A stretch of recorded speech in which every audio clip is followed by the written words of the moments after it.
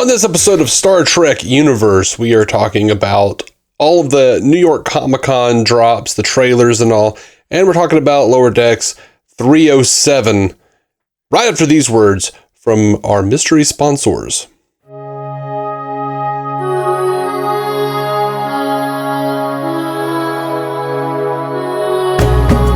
Welcome to Star Trek Universe, the podcast where you get to listen in on two lifelong friends sit and chat about Star Trek. My name is Matthew Carroll. I am David C. Robertson. Buddy, what are you up to, man? I'm going nuts because my internet is shit right now, and it's been getting worse over the last couple months. And we've been trying to get somebody out here. They're finally sending a technician tomorrow, they say. So yeah. The show sounds weird. It's because we're talking to each other over a phone. But we're still recording our own audio, so it should sound pretty close to normal. Of course, I can't. The thing that I get from recording over the internet is I get to gauge how close I am, how far away from the mic, that sort of thing, because I can hear myself. But right now, I can just hear you. Mm-hmm. And I feel like I'm talking to a void or something. I don't know. It's weird. Yeah, it's strange all the way around. And I used to do it's strange. I spent like probably the first 3 or 4 years of DC on Screen doing it this way. Mm-hmm. And now I don't do it this way. And now I hate doing it this way. It's like, this is alien and foreign to me. Yeah, it's wild. The older I get and the more I experience life, the more I realize how things that are hard or annoying or scary or frustrating, mostly it's just because you haven't done them or you haven't done them in a while. Mm-hmm. Like, I don't know, a lot of social anxiety, a lot of fear about like art, a lot of fear about all kinds of stuff. It's just because you just need to get out there and do it, I find that to be halfway true. Yeah. Like, Jason brought me a table a few 2 or 3 months ago now. For my back deck, because he had it on his back deck and they upgraded, and he was like, I'm going to bring this to you. Cool. Thank you. He brings it and it looks like it's glass and like wrought iron is what it looks like. Mm-hmm. It literally sat like at the bottom of my garage, and I wanted to get it upstairs and put it on the back deck, but I just kept looking at it going, that looks heavy. Mm-hmm. And then like a few days ago, 2 or 3 days ago, I just went downstairs and I was feeling really energetic, gotten on a good schedule and shit. I just thought, you know what, I'm just going to see how heavy this is. And I went to lift it up with like one hand. Mm-hmm. I was like, oh, cool. I can just carry this upstairs real quick. I've been like looking at it for like months going, oh my God, it's going to be so heavy. Yeah. Obviously there are things in life that are actually hard. But so many things we let ourselves get like caught up in fear, though. Yeah. But then again, like every week I do at least one podcast, and every week I have the same anxiety. Really? You have anxiety about podcasting? I totally do. Like, I get sick to my stomach a little bit. Like, my nerves are just on edge. Yeah. Like, I don't know why. Interesting. I really don't know why. I get that way sometimes, but it's rare. Normally, like when I've seen a piece of content and I don't have much to say, or at least I feel like I don't have much to say. Mm-hmm. That's what makes me nervous. But even though I know I've done this for a decade, and like I know my brain is gonna formulate thoughts as I sit down, even if the thoughts are I have nothing to say and here's why. You know what I mean? Like it's whatever. Like, but I get that on occasion, but definitely not every time. Yeah. That would be frustrating for sure. Mm-hmm. I mean, I know a lot of comedians say that every time you get on stage, you get a little sick, right before. Yeah, people say that about music too, but I don't get that. I am of the mind myself that like once you do things enough times, at least this is how I work. Once I do things enough times and I know with enough regularity, they don't really make me nervous anymore. Right. But I mean, obviously, I'm sure there's things. It also depends on how much weight you're putting on that individual thing. You know what I mean? Yeah. Like if it's just how heavy is this one podcast to you, or how heavy is this one video you're making, or whatever. Sometimes it makes it super stressful if like there's a thing you just really, are scared to do, right. Or like scared you're going to fuck up. I didn't have that Stan Lee thing in my head. Like every comic is somebody's first. Every podcast is somebody's first. Sure. I saddle myself with that responsibility. Like if, someone's going to listen to this, they're going to listen to this episode, first, and they're going to be like, well, if all podcasts are like this idiot. Yeah, I have that same thing, and that's actually like the thing that is driving me right now, thinking like, okay, we got to move on to talk about Star Trek, right? Because that's what podcast this is. but yeah, I have that same thing, but I don't know. I guess I think of podcasting as people listening in on a natural conversation. So like, even if I'm not 100% on, as long as you're being real and having real conversations, I think that's like what matters more than trying to like make it the funniest or make it the like most zippy or whatever. As long as it's like real people engaging, it's kind of the thing. Yeah. Well, all that said, you want to do the Star Trek? Yeah, let's talk about Star Trek. There's a bunch of news, but 3 new trailers. Yeah, there are new trailers. Let's talk about this Picard trailer. Yeah, man, let's do it. As we have Picard getting a distress call from Beverly Crusher. She says we're being hunted. I know it's supposed to be the Shrike. That's what the ship is called. This coming after them.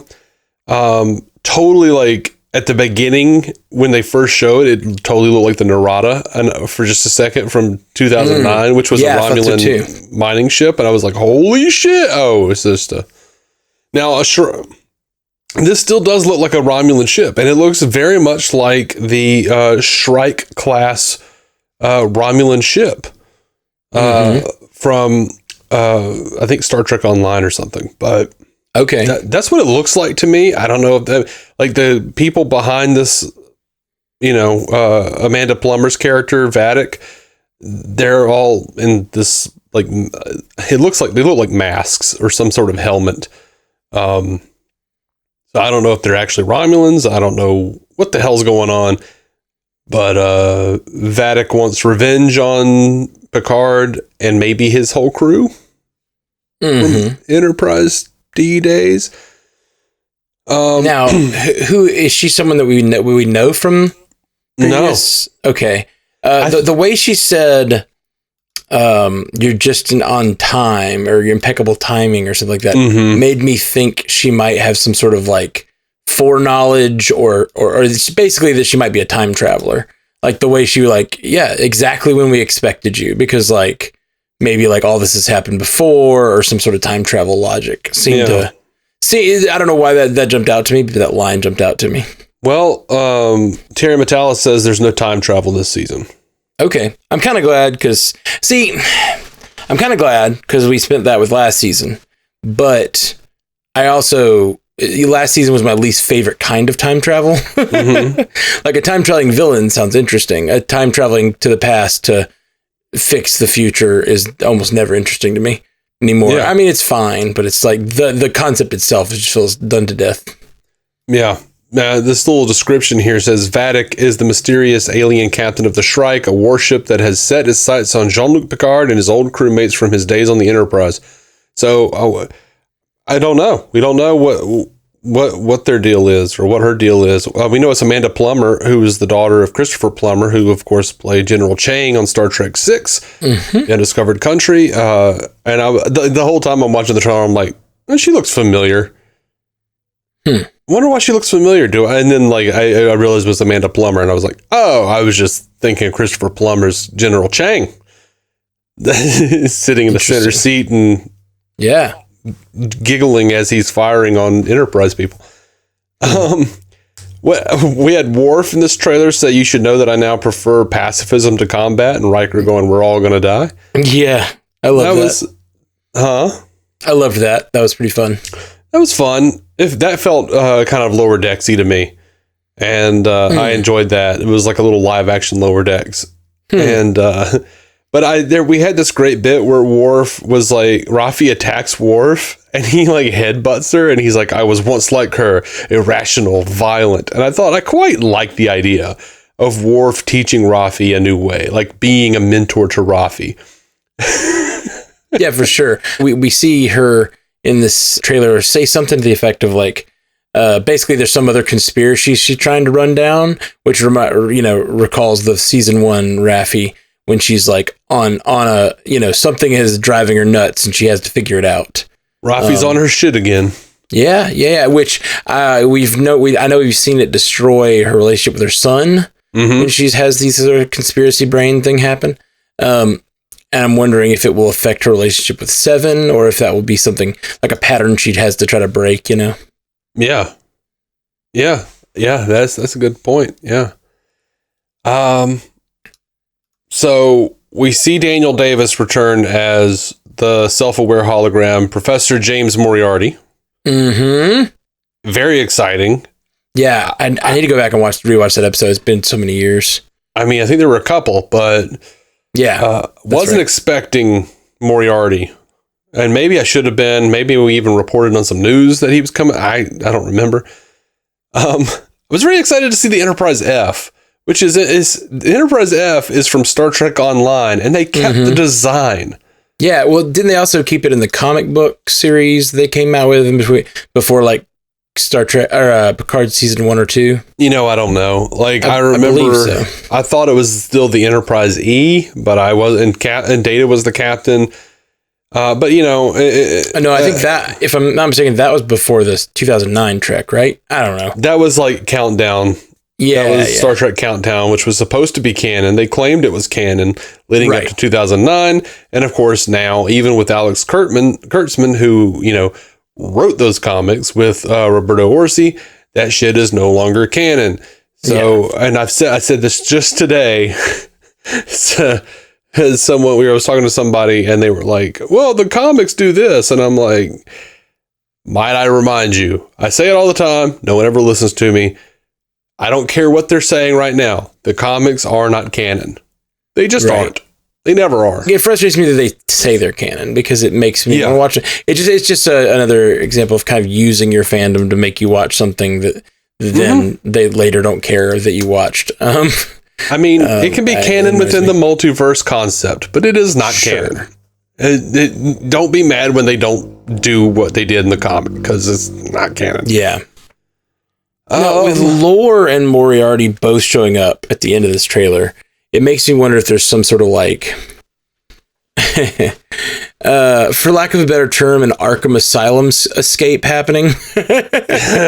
like this, especially with the like the idea that she may have some foreknowledge. Not necessarily that she's a time traveler, even, but that line just made me think she had some foreknowledge. So maybe she knows a lot about the crew. Maybe she knows their history leading up to this moment, all that stuff. And it makes me wonder if she's like sort of breaking out his greatest enemies to like face off, Yeah, I don't know.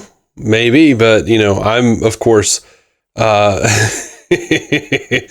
am hoping that with both Moriarty and it was funny, Stu Little messaged me and said, I bet the Doctor from Voyager is to blame for this Moriarty situation. I bet he has a mobile emitter. I told Stu, I said, man, I just really hope that with both Moriarty and Lore being involved, that this is a continuation of the thread they had in season 1 of rights for synthetic beings. I just really hope that that's the case, that that's what they're doing. I don't know. I agree. I think that could be interesting, but the fact that the two synthetic beings that we're seeing here are both villains, like classic mustache twirling villains. I feel like I don't know that that's going to be the case. Yeah, I don't know. It seems like it's going to be, let's just fight these guys. I mean, maybe that's what they do, man. I don't know. It looks like a pretty action-packed season, so that's exciting. And at the same time, I'm like, I very much care about them doing a good job wrapping this character up. It's kind of like last season. I cared about them wrapping certain concepts up, and then they did like a bunch of action at the end, and I was like, okay. It's like I could take it or leave it, and I feel like it's spending a lot of time on the action. But if the action's meaningful, I'm down. It's just sometimes it feels like, okay, I know Picard and none of his crew is going to die to like a random foot soldier attacking his Paris location or whatever, it's just going to we're just going to figure it out. By the way, Stu said, I was mildly angry when Worf said he was a pacifist, but then he headbutted Rafi. And I was like, oh, so he's more a warrior monk who's prepared to throw hands, just doesn't want to all the time. Yeah, he says, I prefer pacifism. He doesn't say, I'm a pacifist. Right. I said you could take the warrior out of the way. Mm-hmm. But not the way out of the warrior. You can totally imagine, based on that tone of the, oh, we're all going to die, them being like, Worf, I thought you were a pacifist. He's like, I said I prefer pacifism. Yeah. In my head, there was like some weird thing where I've seen a few people like kind of drawing back on the Worf as a pacifist thing. One, I think it's funny because I imagine that all the Star Trek actors are a bunch of like, and I don't mean this in a diminutive way, just a bunch of old liberals going, our characters should change. How about make Worf a pacifist? Right. Which is fine. I think that's a cool thing. I feel like, Nimoy's Spock became more emotional and embraced his human side a lot more as he got older. I think Worf embracing pacifism is an awesome thing. But especially since he was never really that good of a warrior in the first place, like that was kind of what they did on the Next Generation to be like, this guy's a badass, is they would just have like a new enemy come in and just kick Worf's ass immediately. Unfortunately, what that turns into is being like, well, I'm not really sure we ever saw Worf do well in a fight. How good is Worf, really? Like...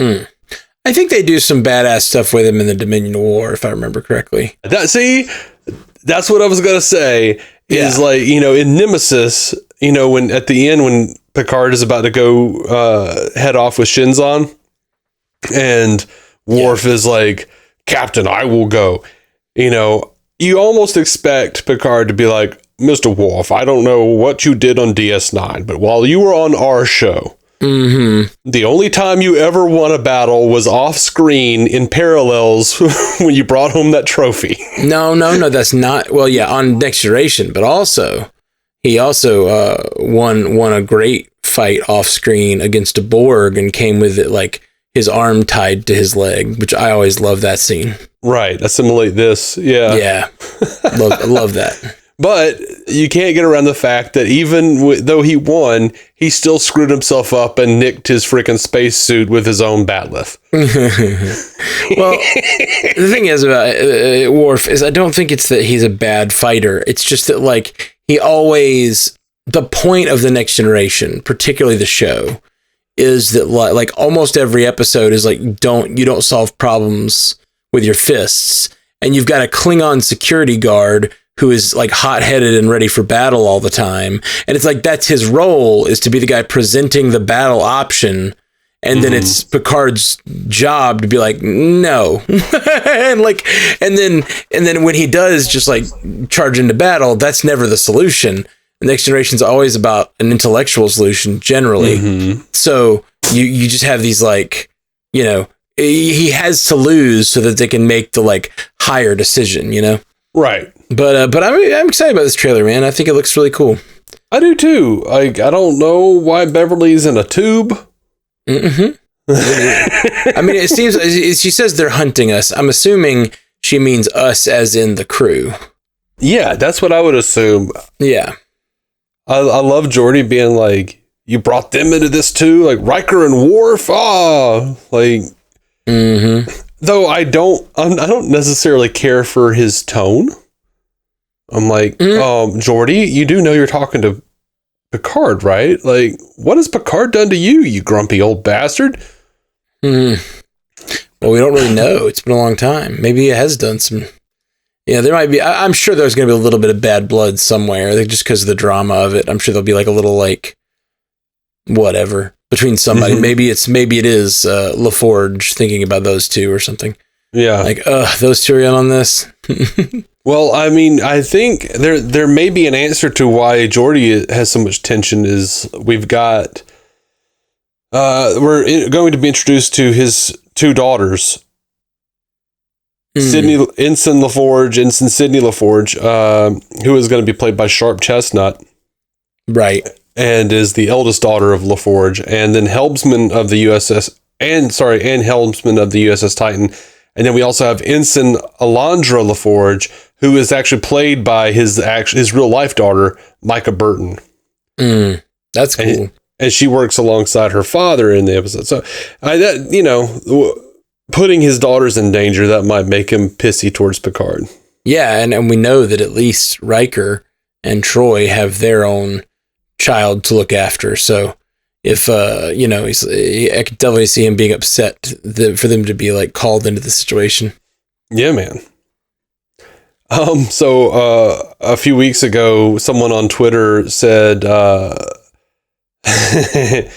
I'm freaking out that one of the TNG characters is going to die in Star Trek Picard. Please, Terry Matalas, let these guys live happily ever after. And Terry Matalas responded and said, safety not guaranteed. And then someone else, like, almost threateningly commented that killing off a major TNG character would be a big risk. And Terry responded with the video of Kirk doing the risk is our business speech. So I'm down for that, man. Let's do some steaks. Let's kill some folk. Let's do some steaks. Let's kill some folks. Yeah, I think somebody's not making it out, and likely Picard. I don't think that. Really? I do. I don't. Well, during the panel, Patrick Stewart said that he says we could still do a movie. Yeah, that's what he's saying. Yeah. I mean, it's sci-fi, sure. You definitely could, but I think, I mean, this trailer begins with, I think, the final journey begins or something like that.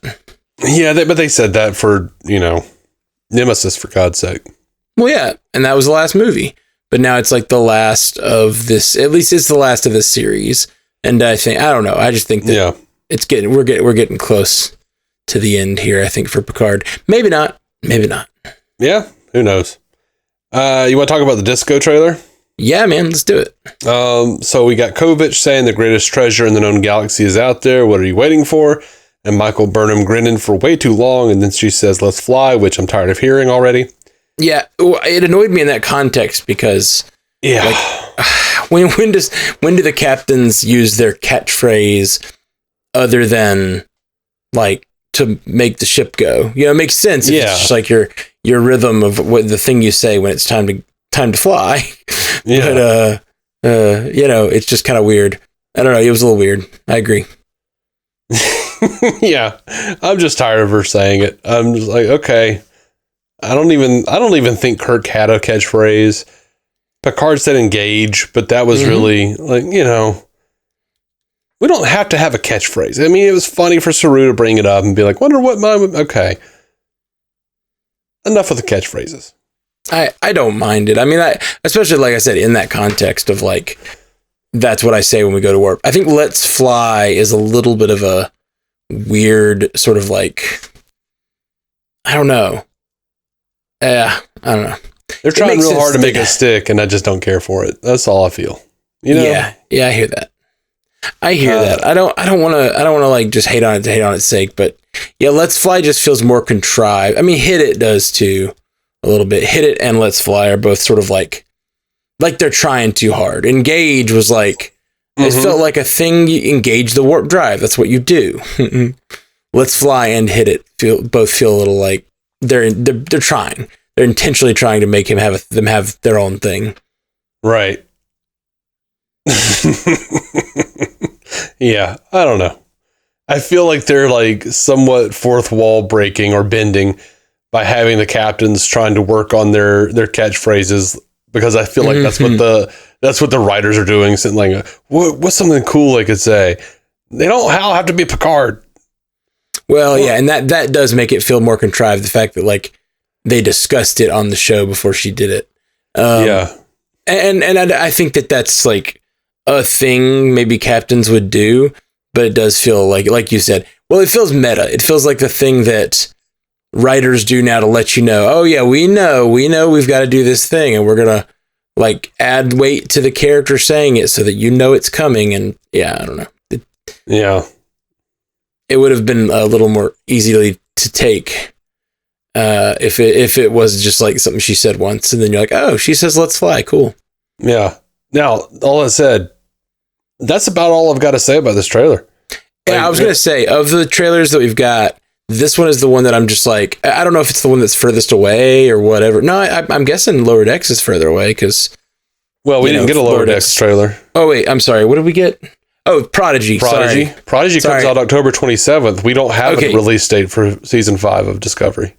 Right. That's what I was gonna say, and then I realized, wait, Lower Decks, and then I realized I'm confused because animation. No, I meant to say, of the 3 trailers, this one, the Discovery trailer, feels the most, just like a vibe. It's just a vibe. Right. It doesn't feel like there's much going on here at all. Y'all treasure hunting this season. And what's the greatest treasure in the galaxy? What do you think?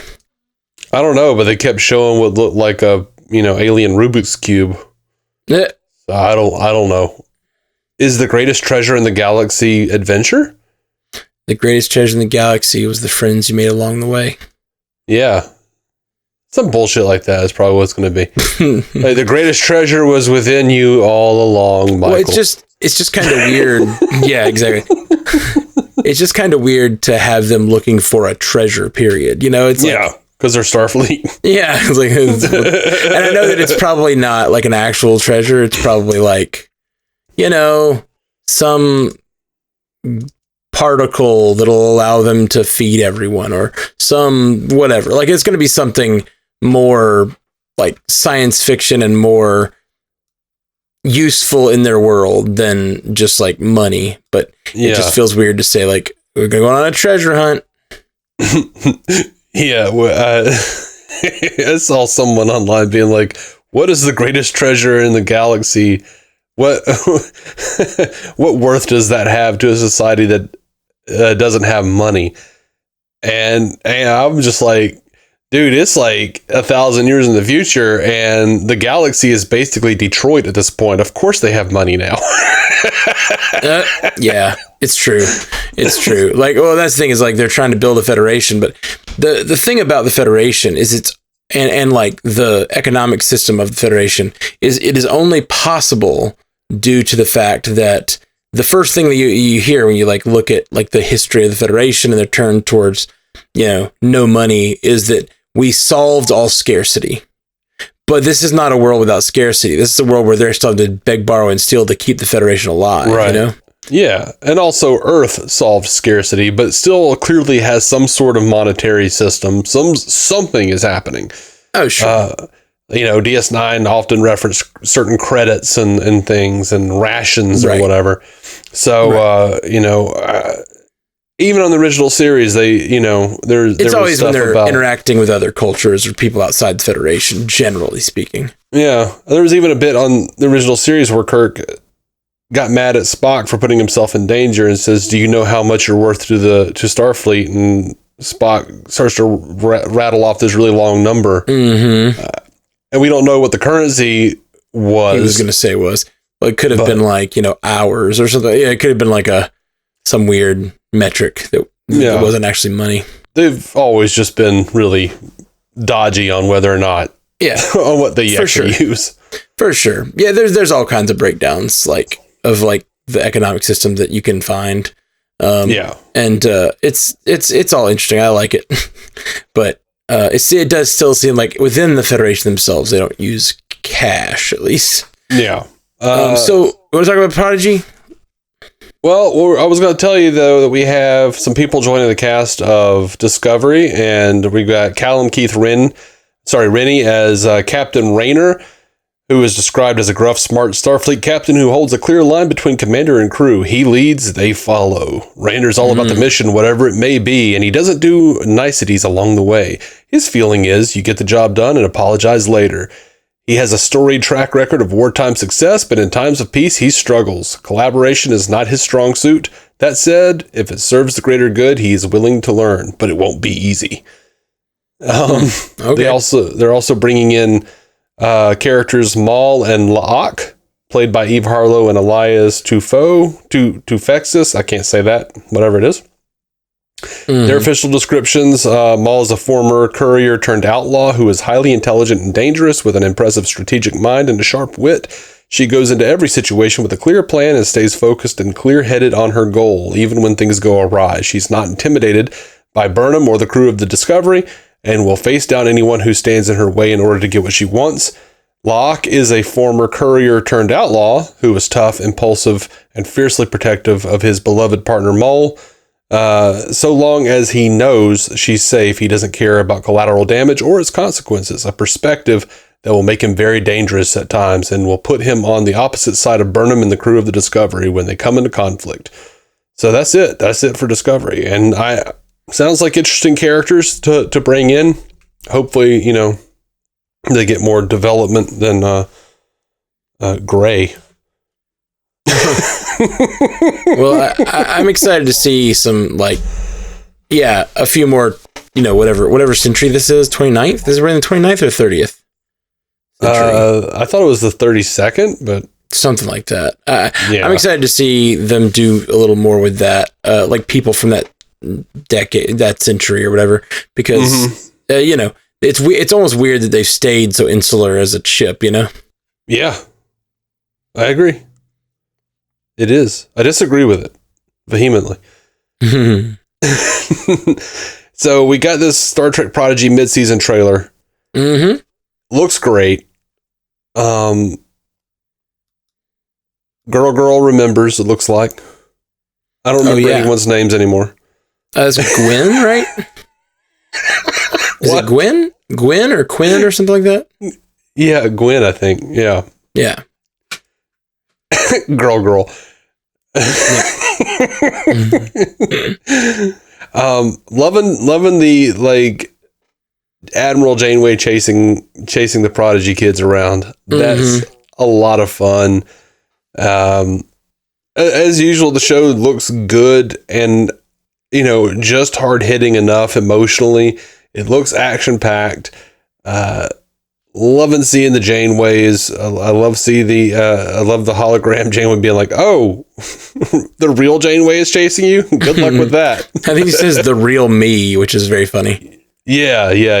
Because she doesn't. It's like she's not differentiating between herself and as two different beings. Like the real me. It's funny. And part of me really loves the fact that, it seems, at least from this trailer, that they are not going back to Starfleet yet because we can help more people doing this. And and they're scared they're going to get I think the idea is that they're scared they're going to get court-martialed or something for stealing the ship. Not court-martialed, but arrested because they stole the ship. I bet they're going to have an interaction with Janeway early on because she says we have to stop whoever stole this ship, And I think they're going to think of her as a scary thing they're running from and think maybe Starfleet doesn't want us. We're going to have to go do our own thing. And then they're like, we can still help people. But of course, the bit of dramatic irony is going to be that we know that as soon as they are convinced otherwise and they go back to Starfleet, freaking, what's his face? Gwen's dad has that, or his minion or whatever has that virus uploaded to Prodigy that's going to destroy Starfleet. That's right. Oh, that's right. Yeah. I'd kind of forgotten that. So thank you. Yeah. Or maybe who knows? Maybe they'll figure that out. Maybe that's why they can't go back. Maybe so. But like I said, from the trailer, it sounds like they're just no, we can keep going. Let's just do this. Or maybe when Gwen remembers everything, Yeah. Maybe that's one of the things she remembers. Yeah, maybe. I really enjoyed seeing the Borg. Yeah. How exciting is that? Yeah. I mean, not that exciting, but I enjoyed seeing it. Yeah, I feel like it's a really fun thing to bring into this particular show. It is. Just like a good adventure zombie villain. I just love a good zombie villain. Yeah. Yeah, I can see that. We got Ronnie Cox returning as Jellicoe. Really? Oh, I didn't see that. Yeah. He's coming back. It is. That's funny and cool. I hated Jellicoe, but I love to hate him. Yeah. I know it. I'll always kind of love Jellicoe for telling Troy to not wear pajamas on the bridge. Yep. And then she wears an actual uniform throughout the rest. So Mm-hmm. All right, so we got a little bit of Lower Decks news, not necessarily from New York Comic Con, but just some stuff that I thought was interesting that happened a few days ago. Mike McMahon says he's trying his best to figure out a way to get Enterprise cameos because he loves Enterprise. He's a huge fan. He's trying to figure out a respectful, cool, funny, surprising way to celebrate Enterprise on Lower Decks. And let's see. Oh, at New York Comic Con, Alex Kurtzman hinted that they have an idea to bring Kate Mulgrew back in live action. So during the Prodigy portion of the panel, a fan asked, "When are we going to see Janeway back in live action?"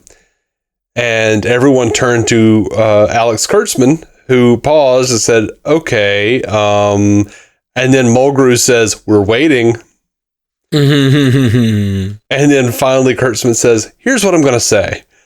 Things have been talked about. That's all I'm going to say. But nothing would make me happier than to bring Janeway back. I think it would be an incredible, incredible thing to do. There might be an idea in play. Who knows? But I would love for it to happen." And then Mulgrew says, "But we would like to bring her back while she's still ambulatory." And Kurtzman says, "Yes, for sure. We're not thinking 10 years down the line. I'd like to bring her back sooner rather than later. Yes."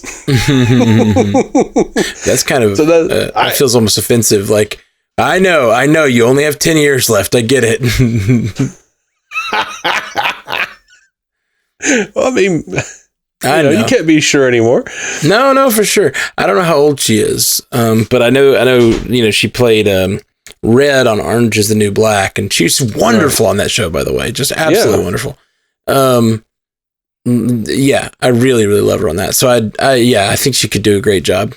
Yeah, I don't know exactly how old she is. She's no spring chicken, but she's a well-seasoned chicken. She's 67. So yeah, that's getting up there. Definitely time to make the show if you want to make the show. Yeah. We did a few days ago.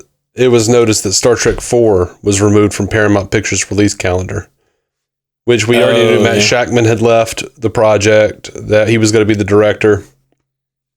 And so this was inevitable. This was because they were talking about December 22nd.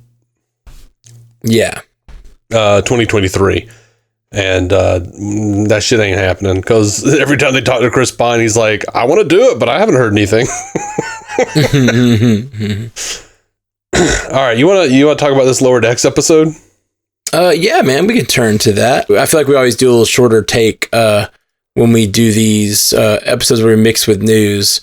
Well, this is a great episode to do a shorter take on. You think? That sounds like you don't think so. I mean, like, I always feel, I've said this many times, I think that comedies are generally hard to podcast about. Like, just so, like, most of the stuff we end up talking about Lower Decks is that they're, like, the ways it connects to previous canons, shit like that. Like, that's the stuff that's kind of fun to talk about in podcast form. I just generally think when you're talking about a comedy, you're either over-analyzing a joke, which is never fun, or you're like just stating the jokes and laughing about them, which is fun, but like I don't know how useful it is. Yeah, I don't know how useful anything is, but well, like, I think podcasting is most functional, or like best functions as a way of making people like think about the show differently or think deeper. So comedies are just hard to do that. But I don't know that this episode's like, it sounds like you just don't like this episode. Do you not like this episode? It is my least favorite Lower Decks ever. Really? Oh, see, I don't feel that way at all. I liked it a lot. And I will say, I still had plenty of laughs. Yeah. But you liked it a lot. Yeah, I did. I liked the way they started with such a like weird, like the way they did the opening. They like last time on. And then it starts with Peanut Hamper and the story we saw last time. And then it just jumps into, like, it doesn't even say, it doesn't really formally switch over to the credits. It does an entirely new credit sequence where Peanut Hamper is like just on the drift. I really enjoyed that. I did like that. I liked that. The only problem I had on a second watch, because I rewatched this episode because for podcast purposes, since I'd already watched it like when it first dropped. Right. The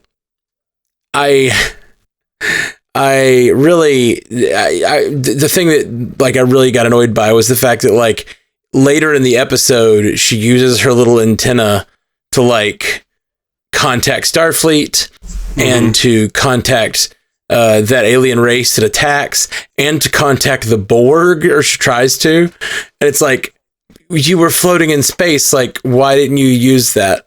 Like, she's like, surely they'll scan for inorganic life, which is like it's like a laugh line, or like it's a setup line to make you understand why she hates organic life even more. But because they like abandoned her, but like then in that same episode to give her a transmitter that can transmit, all over the place was kind of weird. Yeah, that doesn't make a lot of sense. I guess it could be said that. I wasn't sure if the dual transmitter on her head if they actually said that she was contacting that other race through that. I thought like she only did that after, like, I thought maybe she did that using the tech from, underground. That's possible. I was thinking like, how could she have upgraded on that planet? I guess maybe after the actor, or not the actor. Sorry, I want to talk about what's his name? Dwada. Like I don't know, man. I have it written in my notes for a very specific reason, by the way, and I felt very proud of this. So let me brag for a second. I recognize that actor's voice. Who is playing her bird boyfriend? Yeah, and it's because when he started screaming and getting really sad at the end, he's like, "Why would you do this to us?" He's like screaming, and I recognize that scream cry because he's Chad from Everything Everywhere All at Once. Oh, the sushi cook. And there's that scene where he's screaming and crying, and when he started screaming and crying, I was like, "That's the guy from Everything Everywhere All at Once." I had to look it up, but yeah, it was. That's funny. It was pretty great. Yeah, correct me if I'm wrong, but Peanut Hamper didn't get, because at some point she actually, like, you could see that they fixed the damage to her, and I assume they did that with the technology they had underground. So, no, did they fix the damage? Like, I mean, she was all pink and not scuffed up and shitty anymore. I thought she looked like brown. I couldn't tell what was going on with her, like, skin or whatever. Like, it looked like she was like maybe painted or something, but she was horribly scuffed up at first. Right. And then I think around the time, when they did the wedding sequence, I think she was all like pink. Oh, well, in the wedding sequence, she also had a beak. She also had a beak. So she was like, I think, dressed up like a wedding, like a bride from that culture or whatever. for the wing combining ceremony. That's my headcanon. They fixed her up using their old tech, or maybe her boyfriend did, and then she could contact these people. Yeah, that's not a bad idea. I like that. That's good headcanon. I like that headcanon. Because maybe she thought she was stuck there. That's part of the reason she started participating in their society so much. And then she realized she wasn't stuck there because she could like upgrade her systems with systems from their ships. That makes a lot of sense. But yeah, so okay. That problem aside, I really liked it. I thought it's just a very different Lower Deck story, and I liked that this felt almost the most Rick and Morty of an episode to me, in the way that Rick and Morty will like just decide it's going to completely change the the rhythm or the sort of concept of the show for an episode, and it'll be about something completely different, Yeah. So I like that a lot. And Peanut Hamper as a character is pretty interesting. And I can't believe you didn't like it as much after the way it ended. Yeah, I mean, like, I did like that it was all a ploy. I did like that she wasn't real. And she hadn't actually, a mathematically perfect redemption, which is great. No, I mean the very last thing, though. Yeah. You're talking about the Agamus, overarching thing with Agamus is back. You literally 3 episodes ago on the podcast said, I can't believe that they didn't take that sentient computer at the end of that other episode, and we didn't get to see Agamus again.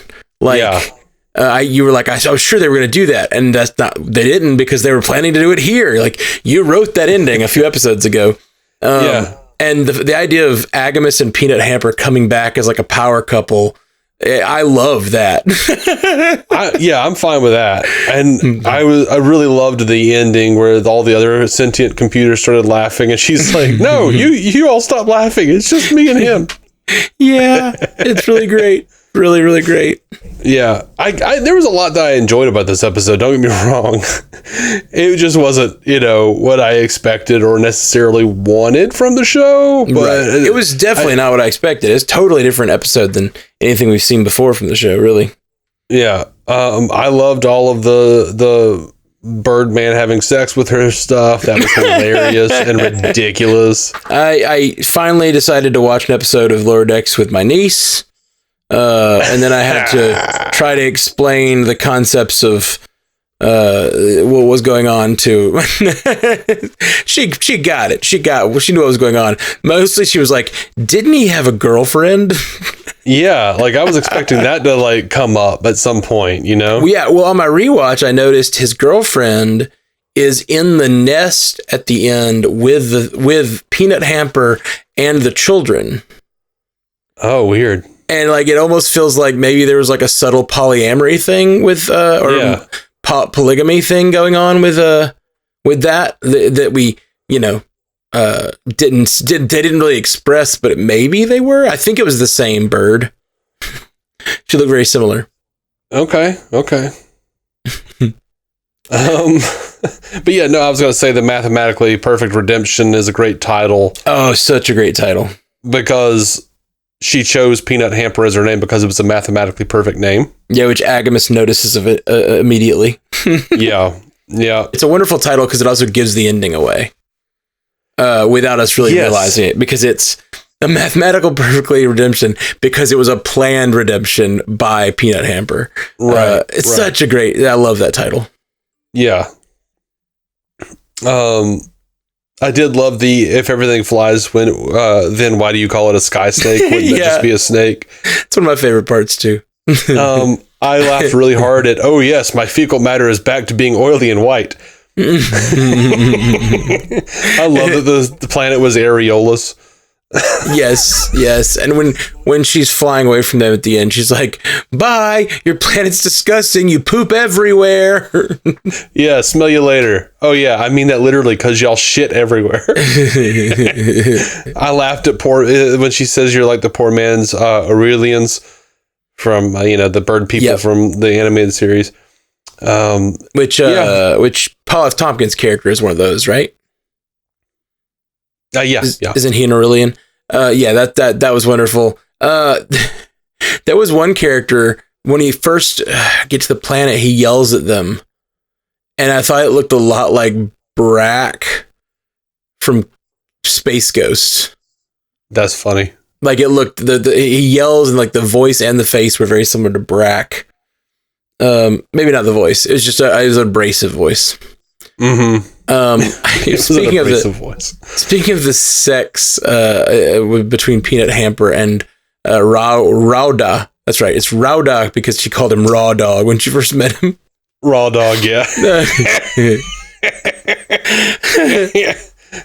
I laughed really hard at Raw Dog. Me too. When they start to have sex, she's like, but he says, but our parts are so different. Our pieces are so different. And she says, and yours are so complicated.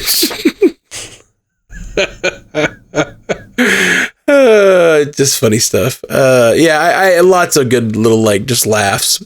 But again, I don't know, there's just a lot of funny stuff. I just really like that we followed her as a protagonist through the whole episode, and then it ends up that was all just a ploy. We were never let on the inside of it.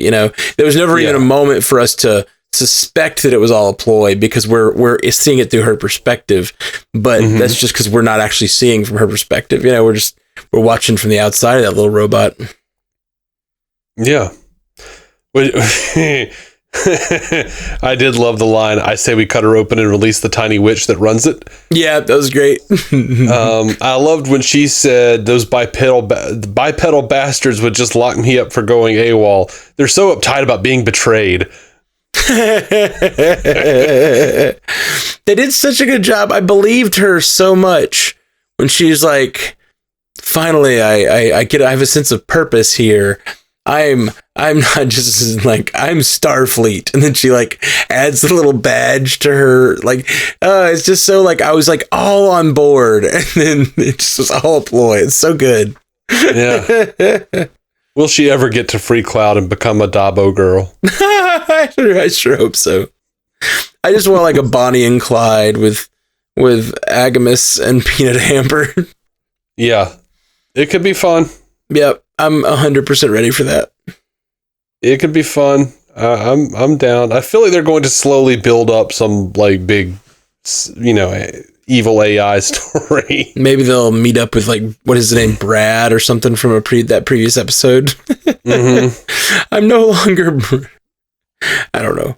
I'm Brad the pirate or whatever. I don't know. I forget what he says. Yeah, I'm talking about the character who was on the Phoenix. Mm-hmm. Oh yeah, I know. Yeah. I don't remember what his name was. Yeah, I want to say Greg, but I'm not sure. Greg might be it. Yeah, Gary. One of those very like generic male names, which made it funny. I look forward to seeing him again. The fact that you say one of those generic male names reminds me of that bit from Kimmy Schmidt where Titus is like talking about the guy that he's dating. He's like, I followed you and you brought some guy home. He's like, oh, you talking about Jeff? He's like, Jeff? What kind of name is Jeff? And then like he keeps talking. Every time he mentions Jeff, he calls him Jorf or something subsequently. I've never actually seen that or much of it. I saw the like first half a season maybe. Yeah, no, it winds up actually being a really good show. Yeah, I hear it's that. Super weird. Mm-mm.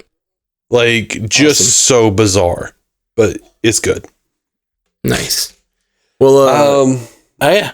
What else you got? What else you got? I have an email from Stuart. Yeah, let's hear it.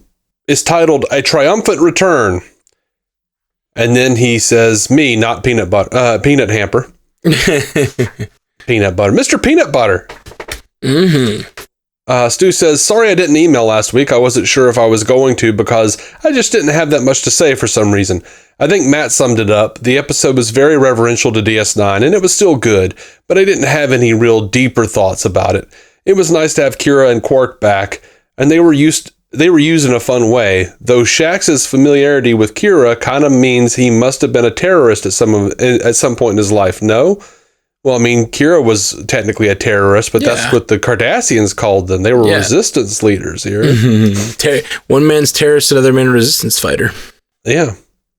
Stu says, also, why would a book about Orion pirates be the bad kind? Because there were boobs on the cover. From what we've seen of their culture, I'm pretty sure Orions love boobs. I think they don't mean like bad in terms of moral quality. I think he meant like he didn't actually learn anything. Yeah, it's like it's just smut. It's not like actual information. It's not literature. Yeah, or it's definitely not like a history book or some way he's like learning about his culture. It's just like a book that maybe sort of fetishizes their culture. It's schlock. It's the Fabio romance novels. Exactly. Yeah. On to this week, and that was certainly an episode of television. Mm-hmm. Sorry, this was probably my least favorite episode of Lower Decks so far. It was just so dumb and random feeling. Seemingly intentionally so. Not to mention gross in a couple of parts. Those were my favorite parts.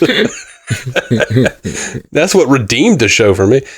Stu says it certainly didn't help that the main cast were barely in it, and we follow an intentionally obnoxious and unlikable character in Peanut Hamper. Even typing her name is aggravating to me. Being a jerk to the new species before her supposed turn. It was almost like they were trying to do the Star Trek equivalent of an episode of It's Always Sunny in Philadelphia, but without the X factor that makes that show about horrible people work. There were some nice parts that were good. The beginning with her being stranded in space was well animated, and her situation was amusing and had me wondering where it was going.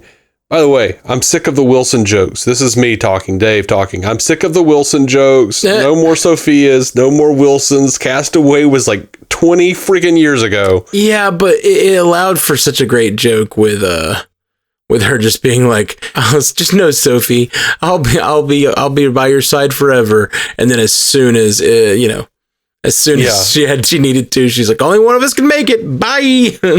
Yeah. And that was another nice little foreshadowing of the end of the episode. Yep. Just showed her character and showed her, even if she like for a second seems to have, feelings for someone, it's just, So I have, based on that, I have a feeling she won't be genuine in her love for Agamus. Oh, yeah, no, of course not. Stu continues. Peanut Hamper asking to hear a raw dog sing and it scaring the living shit out of her was funny. I agree. Mm-hmm. Yeah, it was that great. Made me laugh really hard.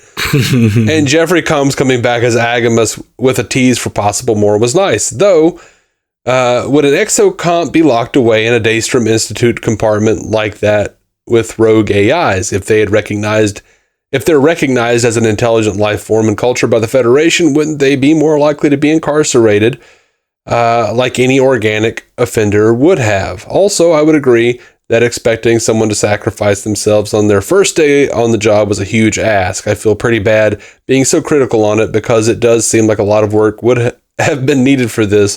Designing a new world, a new race, another resembles an Earth animal, so we'll base all of our humor around that type.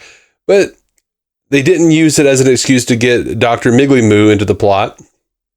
And a couple of battle scenes too, though even that I'm down on because of the weird we beat them, no wait, they came back, so we need to beat them again pacing of it, as if they were struggling to fill the runtime. I think it could have been decent if they had reworked it to be from the Cerritos crew point of view.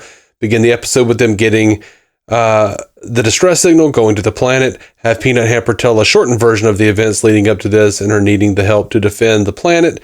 The characters have differing opinions about if she's really changed, and it ends up with the same confrontation and reveal that she was a phony. Anyway, a disappointment, but I'm confident it'll pick up for me next week. I don't think it would have worked with the crew POV. It could have. I liked the way they did it. I think that this was I don't know. I just like when people break the format a little bit. I do too, generally. I think my biggest issue is just that Peanut Hamper is so obnoxious.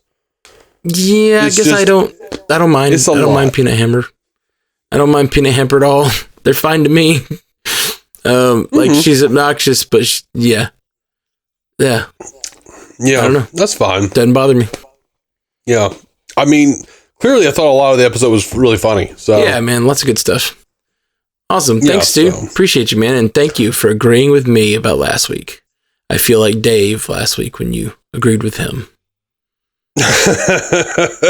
Yeah, Stu said because last week we said that we should make Stu the arbiter. Yeah, like we have disputes. We need a third opinion. Yeah. And Stu sent this just, I don't know, these little game playing cards. Yeah, the Star Trek game playing cards. Yeah, like the Star Trek collectible card game. Mm-hmm. And it was like altered so that it was Stu as a captain, and he said, I accept the position. And it was good stuff. It was like, had his little stats and stuff. It was a lot of fun. So I guess that's what's happening now is, he's the arbiter of discussion. It's an interrupt card. Mm-hmm. It says Stu Little was chosen to administer the Star Trek universe right of discussion to determine the winner of a debate about a Star Trek episode. The ritual concluded when one host was deemed to be more correct than the other. I had 2 strongest STUP'd hosts at one location battle. Place on winner to score points and nullify host slap fight. If killed, points transferred to opponent. Yeah, that sounds like he's played that game before. Yeah. Do you have one for every podcast you listen to, Stu? Like, I wouldn't put it past him. Anyway. I wouldn't put it past you, Stu. It was a good episode. It's a good episode. I dug it. I know it's not you guys' favorite, but I had fun. Yeah, wasn't my favorite, but I still enjoyed it. Like, even the worst episode of Star Trek, which might be Genesis from Next Generation. Mm-hmm. Even that one I enjoy. Yeah, to some degree. All right. Well, lots of good stuff tonight. We got a good episode of got a good lots of good new trailers and an episode of Lower Decks. So, I thanks for joining us, guys. And I guess we'll be back next week with more Lower Decks at least. And who knows what else they may drop. Who knows what else we may drop? True. Not me. All right. Joel on True. Live long and prosper. Thank you for listening to the Star Trek Universe Podcast, a Stranded Panda production. If you'd like to hear more from David C. Robertson, check out the DC On Screen podcast or maladjusted.tv for his web videos. If you'd like to hear more from Matthew Carroll, check out the Marvel Cinematic Universe podcast or listen to his music. Just search for Matthew Carroll anywhere you get music.